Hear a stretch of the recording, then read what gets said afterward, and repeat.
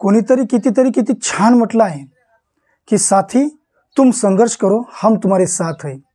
वास्तविक जर पाहिलं तर सोबत जर कोणी असेल तर संघर्ष करायची गरजच काही असते। म्हणून मित्रांनो, मी बालाजी सोळंके आपल्या समोर घेऊन आलो एक प्रेरणादायी गोष्ट, ज्या गोष्टीनं आपलं अख्खं आयुष्य बदलणार आहे, ज्या गोष्टीनं आपल्याला आपल्या मनामध्ये अशा प्रकारचा बदल होणार आहे की आपण सुद्धा कोणाची ना कोणाची मदत केलं तर खरोखर त्याचं रिटर्न एकदम समाधानकारक मिळणार आहे। ही गोष्ट आहे एका सोनाराची, ज्या सोनाराचा तरुणपणातच आकस्मिक मृत्यू झालेला असतो। त्यांच्या कुटुंबात एक पत्नी आणि एक छोटा मुलगा होता। एकदा त्या मुलाच्या आईने मुलाला जवळ बोलावलं आणि म्हटलं, बेटा इकडे ये, आपल्याजवळ जी सेव्हिंग होती, जी बचत होती, ती हळूहळू संपत चालली आहे। आपल्याला पैशांची फार गरज आहे आणि तुझा शिक्षणाचा खर्च आहे, घरचा खर्च आहे, खूप सारा खर्च आहे आणि खूप दिवस हा खर्च चालवायचा आहे। यासाठी आवश्यक आहे की माझ्याजवळ काही सामान ठेवलेलं आहे, काही दागिने ठेवलेले आहेत, त्याला घेऊन मार्केटमध्ये विकून ये। त्या आईने त्या दागिन्याची पिशवी मुलाच्या हातात देऊन म्हटलं की जा आणि याला चांगल्या किमतीत विकून ये। मुलाने विचारलं, आई कोणत्या दुकानात जाऊ, तूच सांग। आईने म्हटलं की या शहराच्या दुसऱ्या किनाऱ्यावर दुसऱ्या ओळीमध्ये एक दुकान आहे, जे आपले दूरचे नातेवाईक आहेत, त्यांना म्हणावं अंकल पापा या जगात राहिले नाहीत आणि ही सर्व गोष्ट त्यांना सांगावं आणि सांगायचं की आईने ही दागिन्याची पिशवी दिली आहे, याला आपण योग्य किमतीत खरेदी करावं आणि जो दाम येईल तो दाम आम्हाला देऊन द्यावं। मुलगा गेला आणि त्या अंकलची आईने सांगितलेली सर्व गोष्ट सांगितल्या आणि समजावून सांगितलं की पापा आता या जगात राहिले नाहीत, एका गंभीर आजाराने त्यांची डेथ झाली।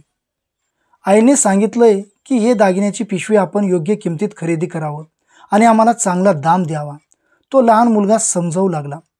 त्या अंकलने ती दागिन्याची पिशवी घेतली आणि त्यानंतर त्या दागिन्याला घेऊन दुकानात गेले आणि परत बाहेर आले आणि सर्व दागिने होते ते त्या पिशवी सकट त्या मुलाच्या हातात ठेवले आणि म्हटलं, बेटा एक काम कर, ही दागिन्याची पिशवी परत घेऊन जा, आपल्या आईला दे। मुलाला वाटलं की कदाचित ते नकार देत असतील।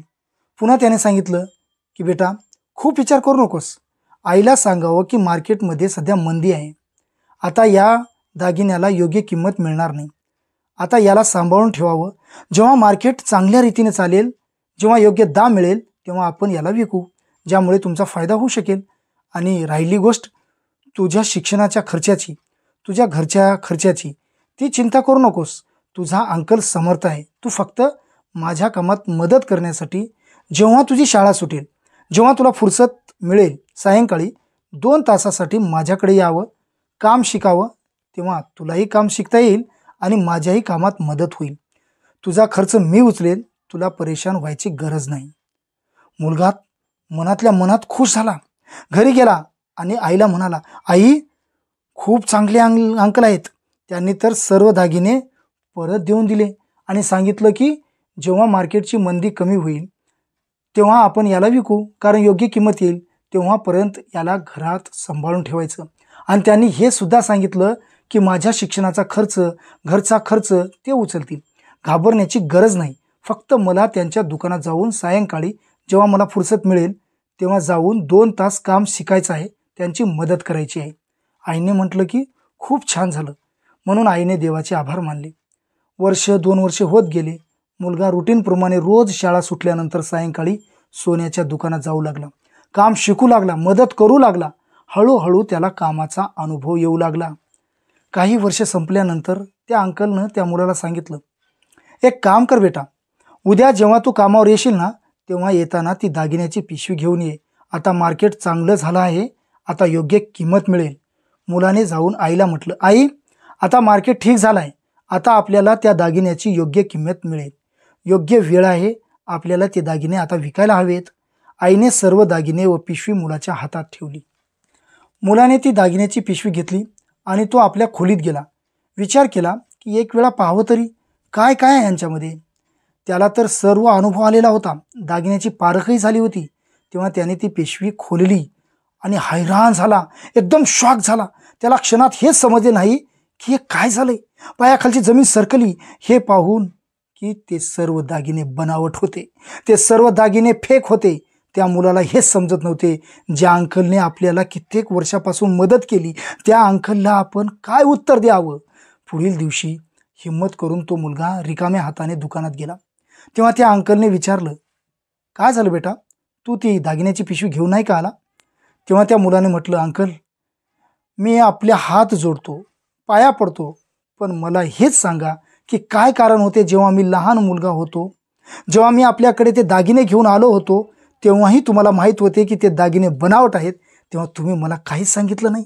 मला हे काहीच कळले नाही आणि मला हे आज कळले आणि मला हे समजत नाही की तुमचे कोणत्या तोंडाने आभार मानू, कसे उपकार फेडू, काहीच समजत नाही.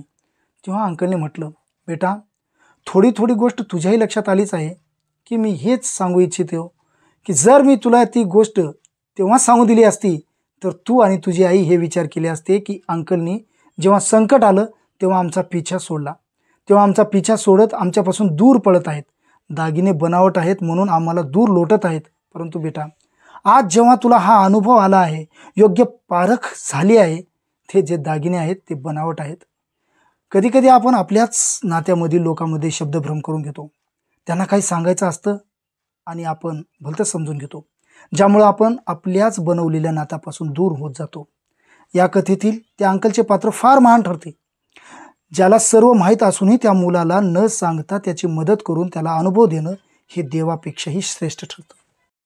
तर मित्रांनो, या गोष्टीपासून आपल्याला ही शिकवण मिळते की आपल्याला आपल्या आयुष्यामध्ये कोणीही जरी असेल, लहान असो मोठा असो, त्याची मदत आपण जर केलो तर त्याचं समाधानकारक आपल्या अंतःकरणामध्ये निर्माण होत असते. आपल्याला असं आपलं आयुष्य एवढं मजेदार वाटू लागतं की आत्मिक समाधान आपल्याला त्याच वेळी वाटू लागतं. तर मित्रांनो, आणखी सर्वात महत्त्वाची गोष्ट ही आहे की ज्ञान तर सर्वांजवळ आहे, ज्ञान हे सर्वांजवळ आहे. वाटायचंच असेल तर हास्य वाटा, कारण का इतरांना हास्य वाटल्यानं आपलं सुख हे आपल्याला प्राप्त होत असते.